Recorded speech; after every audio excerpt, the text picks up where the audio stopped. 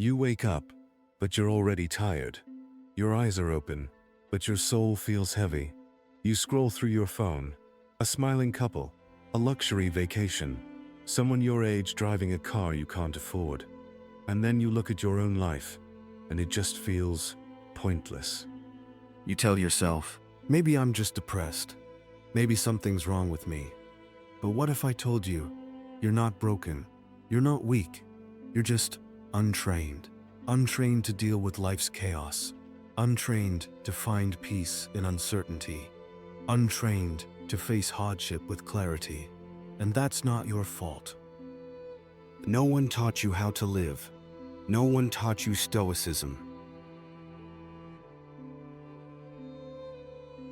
We live in the most connected time in human history, and yet, millions feel lonelier than ever. We're flooded with information but starving for wisdom. We know how to earn, how to hustle, how to grind, but not how to live, not how to think, not how to suffer well. We panic when things go wrong.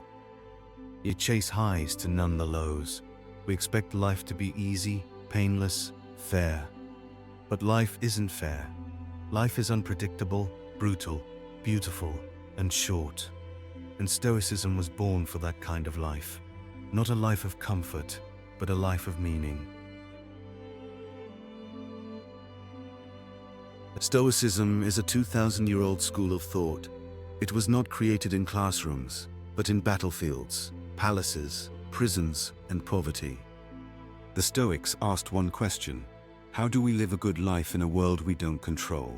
Their answer: master your mind, discipline your desires, accept reality, and act with virtue, no matter the cost. Marcus Aurelius was an emperor of Rome, but he still wrote in his journal, "You could leave life right now. Let that determine what you do and say and think." Epictetus was a slave. Seneca was a politician. Different lives, but the same mindset. Focus on what you can control. Let go of what you can't.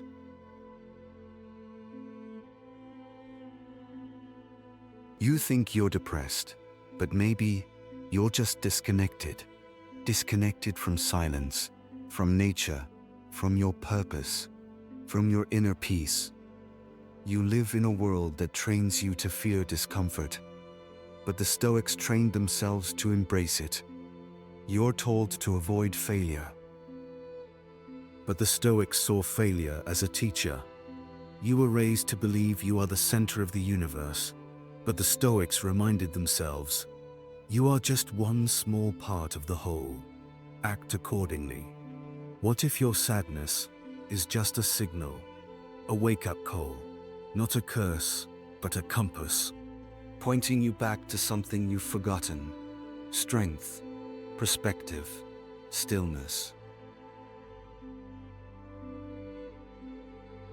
Stoicism isn't just reading quotes. It's not pretending nothing hurts.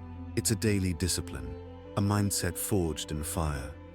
Here's how to live it, step by step. The dichotomy of control. Every morning, ask, what is in my control today? What is out of my control? Let go of what you can't influence. Focus only on your thoughts, your actions, your attitude. Practice voluntary discomfort. Take cold showers. Fast. Say no to impulse. Why? Because the more you choose discomfort, the less power pain has over you. Write in a journal. Marcus Aurelius didn't write to impress. He wrote to remind himself of truth. Every night, ask, what did I do well today? What did I do poorly today? Where did I fail to live by my principles? What can I do better tomorrow? Meditate on mortality. Memento mori, remember you will die. Not to be afraid, but to live fully, urgently, courageously. To stop wasting your time on people who don't matter. To stop holding grudges. To start building something eternal. When you live like a Stoic, things begin to shift. You stop panicking when plans fall apart, because you no longer expect life to go your way. You stop comparing yourself to others, because you now measure success by your virtue. not your vanity. You become calmer under pressure. You respond instead of react. People will wonder why you're so unbothered. It's not because you don't care.